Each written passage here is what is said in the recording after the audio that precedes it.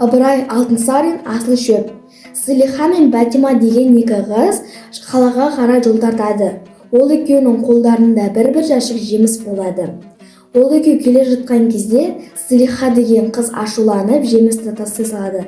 Ал жаңа оның қасындағы Бәтима деген қыз әзілдесіп күліп келе береді. Сөйтсе Зылиха тұрып айтады: "Сен неге күлесің?" дейді.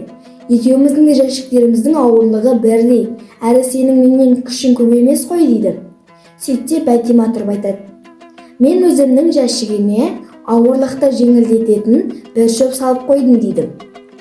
"Ей, онда маған сол шөпті берші, мен де өзімнің жәшігімді жеңілдетейін" дейді. "Ол шөп сенің қолыңа түспей ме деп қорқамын. Ол шөптің аты сабыр" дейді Бәтима.